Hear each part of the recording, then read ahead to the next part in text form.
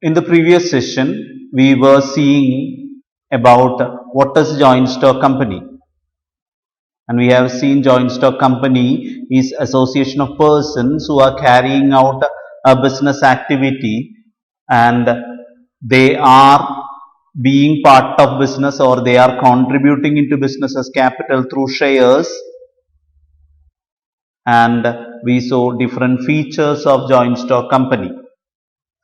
Now in this session, we will be seeing the positive side and negative sides of this form of business organization, that is merits and demerits of joint stock company. So we are entering into the topic. The merits of joint stock company. As we have seen, the first and foremost merit what we can see in joint stock company is limited liability. And it is the liability of the shareholders or the owners.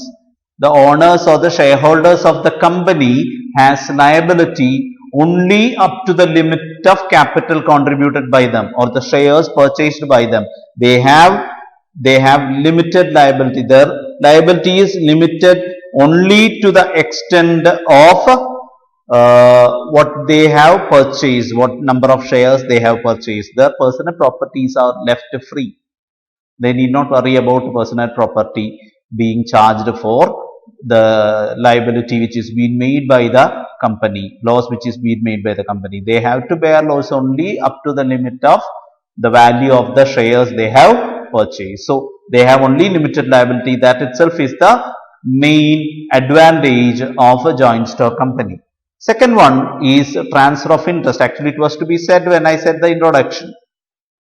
I said here the capital in joint stock company, capital is contributed through shares.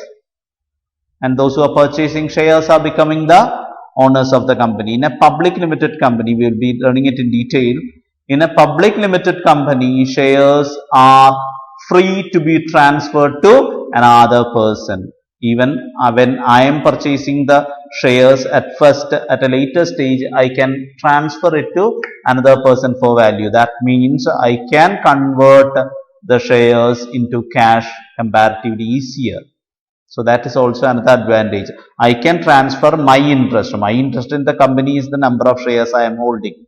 That can be transferred to another person. That can be sold to another person.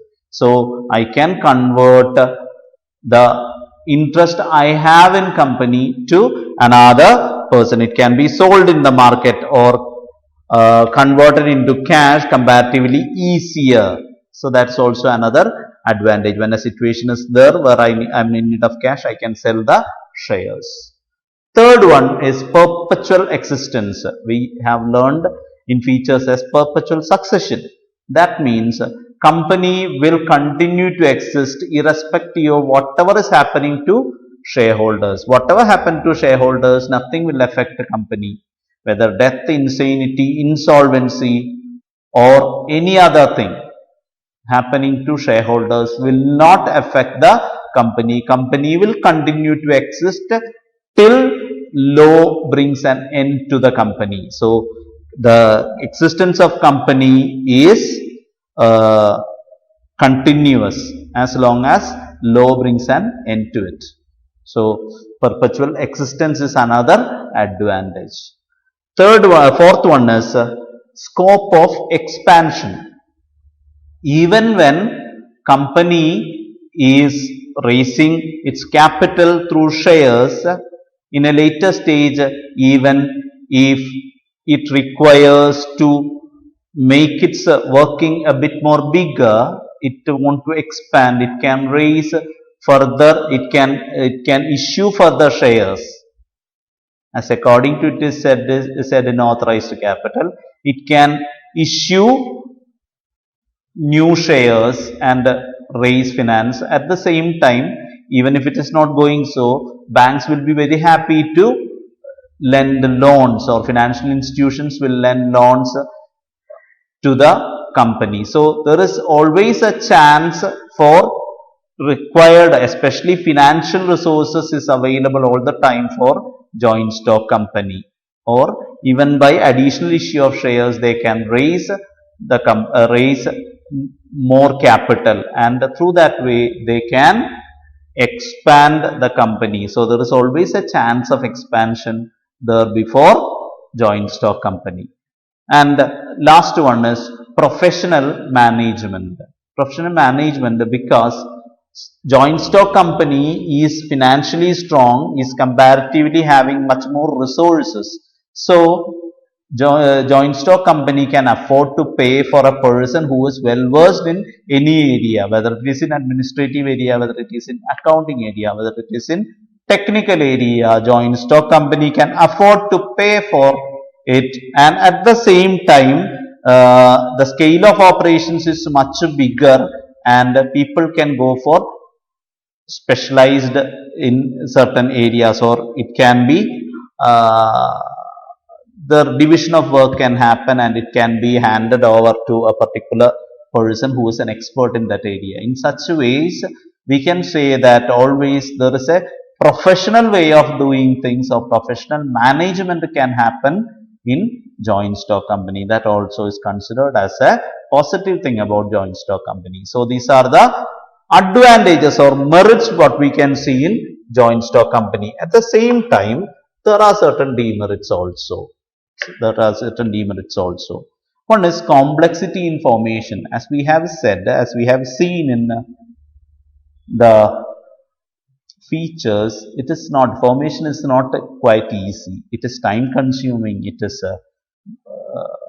money consuming. At the same time, it is very complex in nature, because it has to follow a lot of norms, it has to follow a lot of rules, it has to make sure that a lot of clerical work is to be done, and it has to get permissions from many bodies like SEBI, Registrar of Companies, certificates have to be gained. So numerous regulations, numerous laws has to be followed by joint stock company. So we cannot say that it can be very easily formed.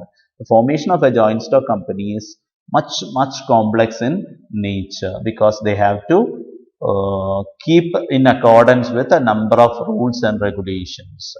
It is time consuming, it is money consuming, and all these things. So it is very complex in nature. The formation is very complex in nature. That itself is a disadvantage.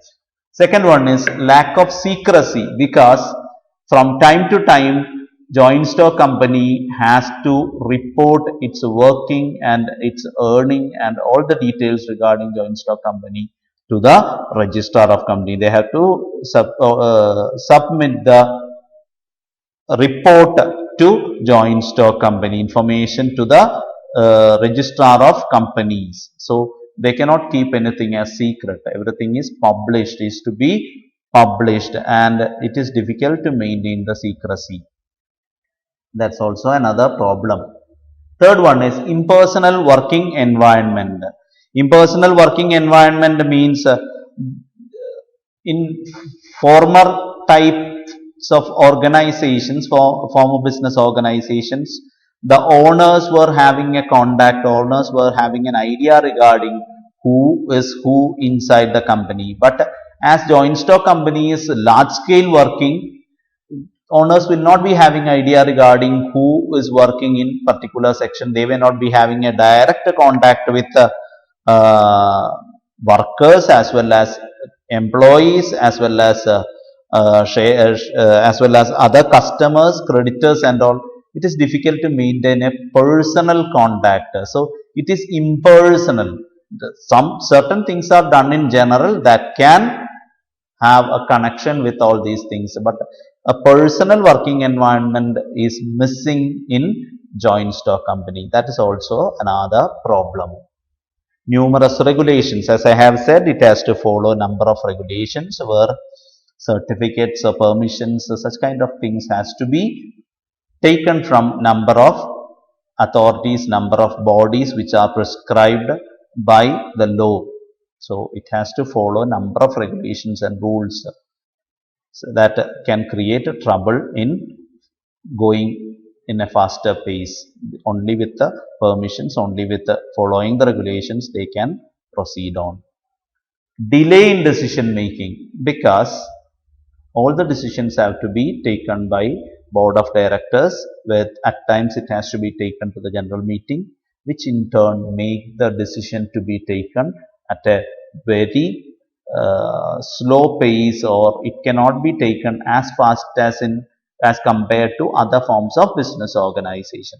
Decision making becomes delayed. Communication through various levels, maybe from board of directors, maybe in general meeting, all these things, and approval from them may take a lot of time. So we cannot say that very fast decision making happens. It take time. There is a delay in making decisions. Another thing is oligarchic management. Oligarchic management means the power in the hands of very few, power in hands of few. So what happens is that there are number of shareholders, but they will be scattered at different areas. Even though we are saying that number of shareholder, number of owners are there, majority of the decisions are taken by board of directors, and many of the meetings, even in general meeting, it has to be discussed. Many of them usually don't attend this kind of meetings. So usually majority of the decisions will be taken by very few, especially board of directors have a very strong stand or a strong position in taking decisions of an organization. So management is restricted within the hands of very few people. So that's also another problem. And last one is conflict of interest. Conflict of interest, because many type of persons are connected with a joint stock company. Shareholders are there, consumers are there, employees are there, persons who are benefiting. All these persons will be having different interests. For example, shareholders always will have an interest to get more profit, so that they will get a more return, whereas employees will be looking forward for getting better salary. So there can be people of different interest connected with joint stock company, and it can create a kind of conflict when one person strictly follows what they want, or one person strictly stand for what they are requiring, not considering the other person. So there can be a conflict of interest in joint stock company. So these are the merits and demerits of joint stock